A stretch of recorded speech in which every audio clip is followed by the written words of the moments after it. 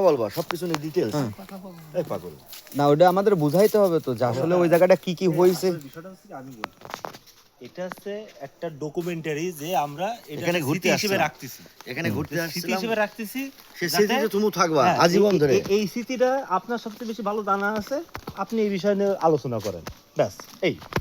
তারা আর কেউ ফিরেনি, তাই তাই না? ফেরেনি মানে সবাই ভয়তে ছিল। হয়তো চলে গেছে। আসল সমস্যাটা কি?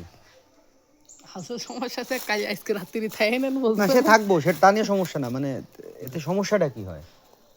সমস্যাটা কিরাম ওই আওয়াজ করে ই করে, মানে একটা যারা থাকে তারা বুঝে করতে পারে না কি একটা ওয়াই মানে এইটা কি এই বাড়ির কাহিনী কি এই বাড়িতে ছিল মূলত ওদের ওই যারা বসে গেছে ওদের ছোট ভাইয়ের বাড়ি। ছোট ভাই প্রথম স্ত্রী যে মারিয়ে ফেলাইলো রাগারাগি করে প্রেম করা দিয়ে এই মাথার মেয়ে বিয়ে করে। তুমি এই জায়গা আসো, এই জায়গা আসো, ওই জায়গা তো। না না না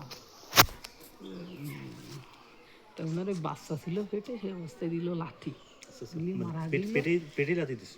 দিলি ওই অবস্থায় মারা গেল, প্রেগনেন্ট অবস্থায় অন্তত 9 মাসটা সেই সময় মারা গেলি। উনারে করিল কি না জারমুল গাছ ছিল সেখানে ঝুলিয়ে দিল, কি কম গলায় দড়ি দিয়ে মরিছে। এই গেল একটা। সেই ধর্ম গাছ সে জায়গা যাবো এখন আমরা।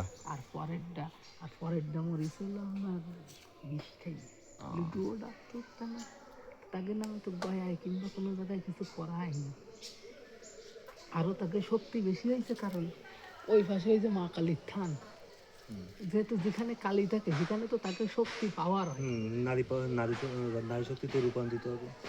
মানে সেই পাওয়ারে এনে কেউ আসলে তাকে রাগ হয়, তাকে একটা সাধনার ইচ্ছা আপনি যদি তাকে- তাহলে এনে থাকার দরকার নেই। না সে জায়গা তো আমরা যাইনি এখনো, এটা জাস্ট বাড়িটা দেখলাম। যাবো না, তুমি যাও, আমি দেখি।